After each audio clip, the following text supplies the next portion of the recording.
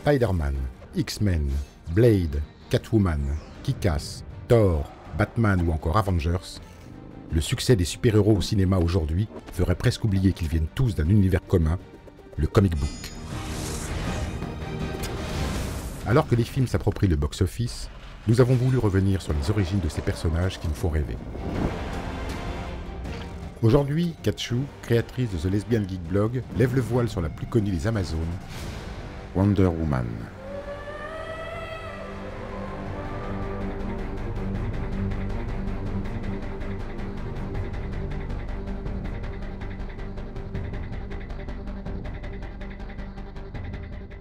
Wonder Woman, c'est une super-héroïne qui a été créée par William Moulton Marston en 1941. C'est à la fois un psychologue de renom, un écrivain, essayiste, et il est aussi connu pour avoir été l'inventeur du détecteur de mensonges. William Moulton Marston écrit en 1940 plusieurs articles sur les bénéfices des comics dans l'éducation des enfants, intitulés « Don't Laugh at the Comics ». Ils vont attirer l'attention de Max Gaines, éditeur en chef de All American Publication, le futur DC Comics. Celui-ci invite Marston à travailler chez All American comme superviseur. Marston accepte et dans le même temps propose à Gaines la création d'une super-héroïne qui aurait sa propre publication. Ce que voulait faire William Moulton Marston en créant ce personnage et en le scénarisant, c'était vraiment d'expliquer aux lecteurs masculins et expliquer à tout le monde que les femmes pouvaient prendre le pouvoir dans la société, qu'elles pouvaient même peut-être, pourquoi pas, un jour être présidente des États-Unis, qu'elle pouvait avoir une place dans notre société.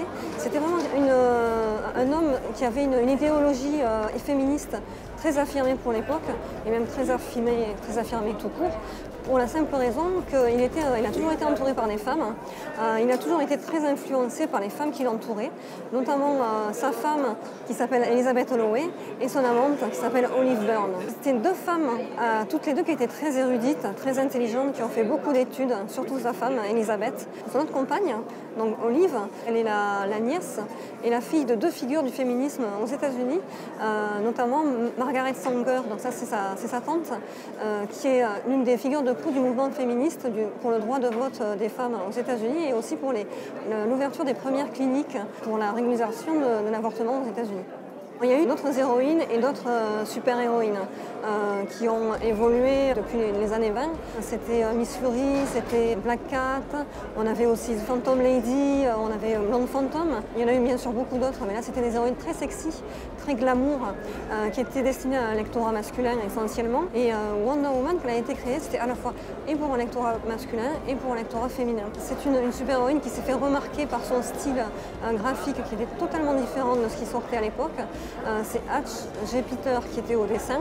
Son style était assez ancien par rapport à ce qui se faisait à l'époque, comme je le disais, avec tous ces personnages très sexy et très modernes pour l'époque. Donc ce petit côté vintage a beaucoup plu, à tel point que Wonder Woman se vendait à 5 millions d'exemplaires par mois et même surpassait les ventes parfois de Superman et de Batman à l'époque. Les origines de Wonder Woman prennent racine dans la mythologie grecque. Après une guerre sanglante entre les Amazones et Hercule, la déesse Aphrodite décide d'aider les guerrières à s'affranchir du monde brutal des hommes. Elle leur offre Paradise Island, sur lequel elles pourront vivre enfin en paix. Hippolyte, la reine des Amazones, avait toujours rêvé d'avoir un enfant, et Aphrodite lui donne la possibilité de créer un bébé à partir d'argile. Cet enfant deviendra Wonder Woman.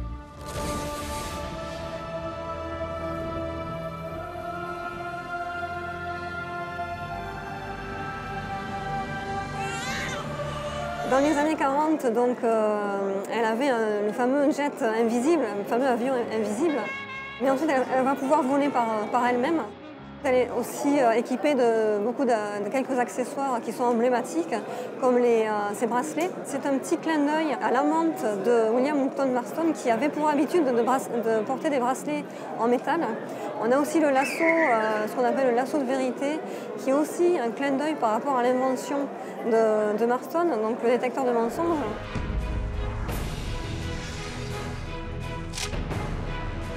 Parmi ses alliés, en fait, on peut citer les Amazones, donc sa mère, Hippolyte. On a aussi le personnage d'Artémis, ainsi que sa sœur Nubia. Elle est aussi au centre de la Trinité, donc la Trinité c'est Superman, Wonder Woman et Batman. Wonder Woman aussi est entourée par la Justice League.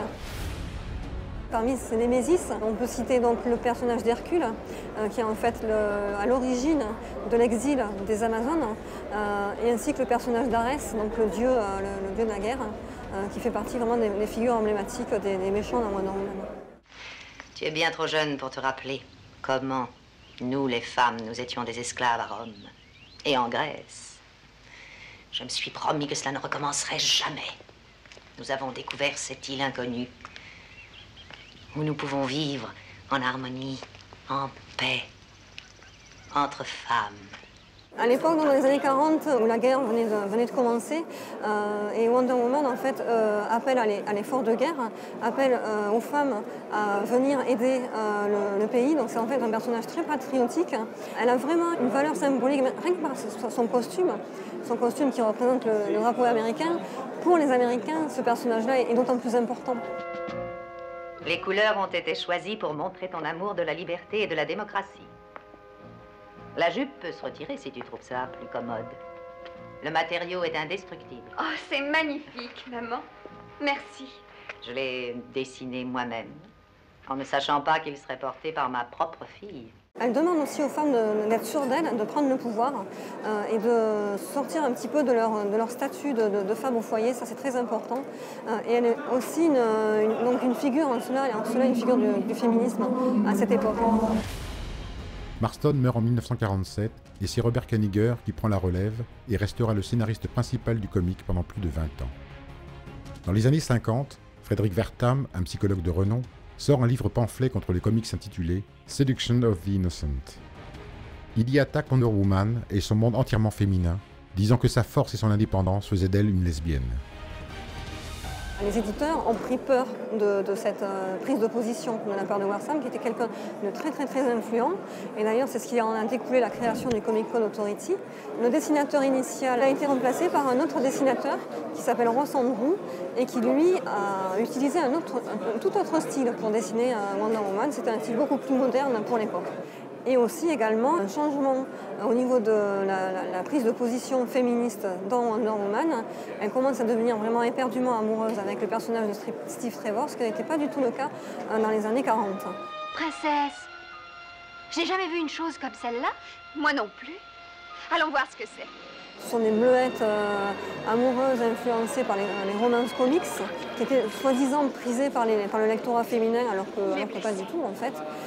Et donc on a une succession d'histoires vraiment très sentimentales.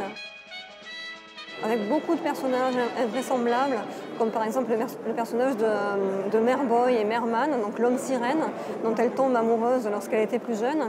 Et donc il y aura une sorte de bataille amoureuse, de trio amoureux entre Steve Trevor, Wonder Woman et l'homme sirène, où Wonder Woman aura de cesse de se demander, de se poser la question avec qui vais-je finir ma vie. Les ventes ont vraiment baissé, passant donc de 5 millions d'exemplaires à 200 000 exemplaires. Et dans les années 60, la série a même été nommée pire comics de l'année.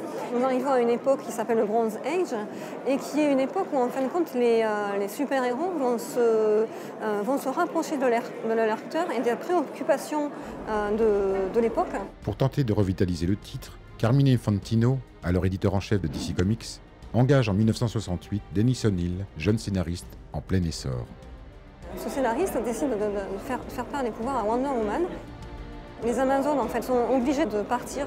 Donc la mère de Wonder Woman, qui s'appelle Hippolyte, lui demande de faire un choix entre son amour pour Steve Trevor et elle, donc les Amazones.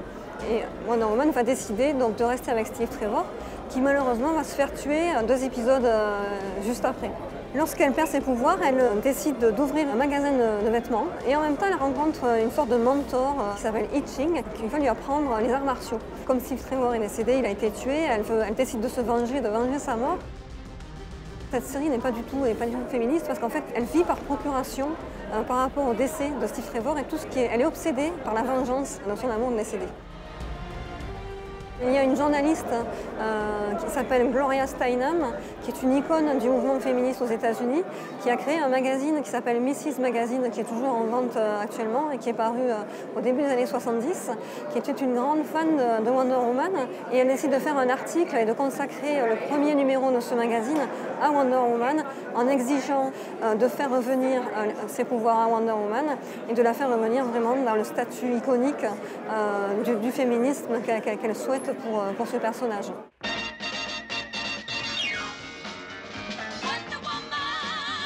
Wonder Woman devient vraiment un symbole et un personnage iconique et un personnage vraiment du féminisme, ce qui n'était pas le cas auparavant. Donc les éditeurs se rendent compte que justement il y a une manne à exploiter. C'est ainsi que la série télé arrive au milieu des années 70. Elle fait un carton, grâce notamment à son actrice principale, c'est Linda Carter, qui est une ancienne Miss America, qui donc a une plastique de rêve, mais qui aussi incarne à la perfection l'image de la femme forte et l'image de la super-héroïne. La série télé a cette double particularité, c'est-à-dire qu'elle respecte l'idéal de Marston. Le début de la série se passe dans les années 40 et elle respecte aussi l'idéal de Gloria Steinem, puisqu'après elle se passe dans les années 70 et dans les deux cas, on voit bien une femme forte, une femme à la fois féminine et icône du féminisme. Et ce qui est intéressant aussi, c'est que cette série a été regardée autant par les femmes, autant par les petites filles, et autant par les hommes. Donc en fait, elle plaisait vraiment à tout le monde et tout le monde s'y retrouvait. C'était ça qui était vraiment intéressant dans cette série télé. Excusez-moi, mais ce n'est pas gentil. Fiche le camp, petite idiote. C'est aussi très dangereux. Veuillons poser ses armes. Quelqu'un peut être blessé.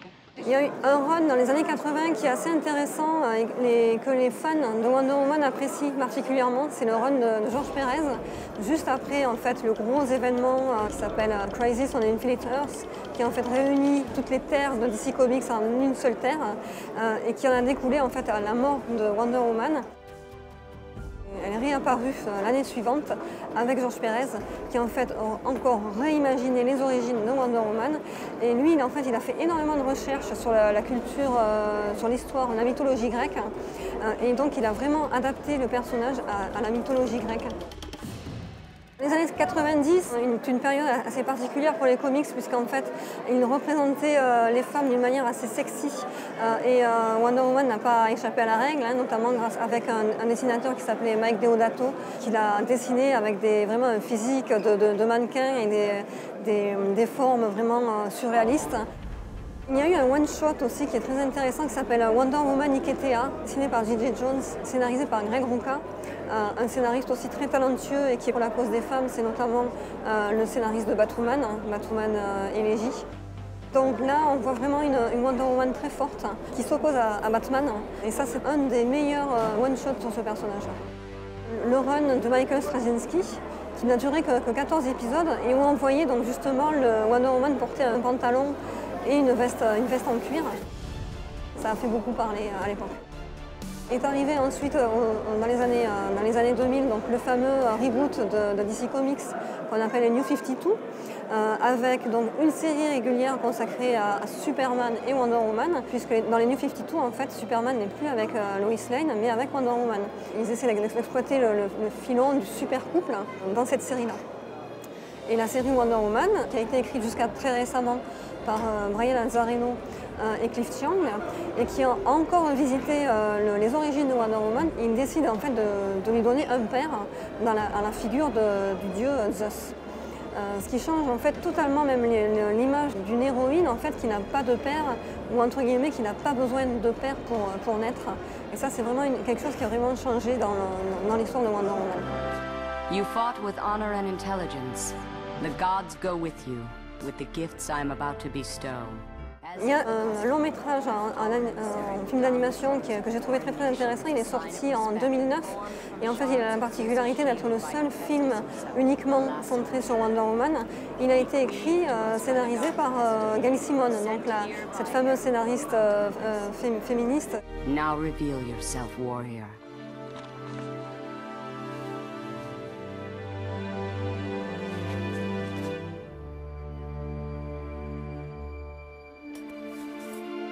I have no doubt you will serve us well, my daughter. Le personnage est vraiment mis en valeur.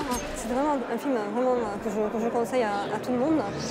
Il y a eu d'autres adaptations, notamment de séries télé pour Wonder Woman, avant la série avec Linda Carter, qui date de la fin des années 60 et en 74, mais qui n'ont pas été continuées parce qu'en fait les actrices ne l'incarnaient pas bien le personnage.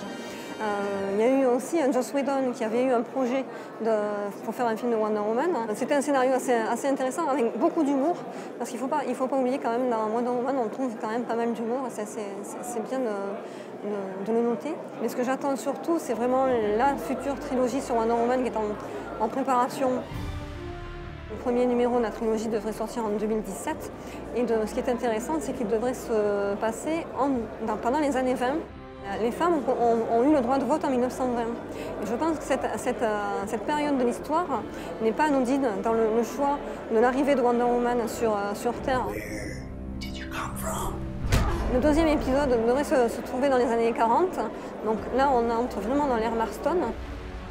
Et ensuite, le troisième volet de la trilogie devrait se dérouler dans la période moderne, donc au sein même de la Justice League. Wonder Woman, ça reste un personnage vraiment emblématique parce qu'elle a été exploitée d'une façon assez commerciale quand même. On la retrouve partout, Wonder Woman. On la retrouve sur des plein de merchandising, sur des coussins, sur des t-shirts, sur des mugs, sur des posters. Ce qui n'est pas le cas forcément des autres héroïnes, en tout cas pas à cette ampleur, pas avec cette ampleur-là.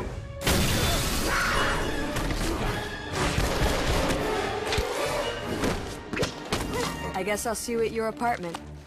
Call if you're gonna be late. I don't want dinner getting cold.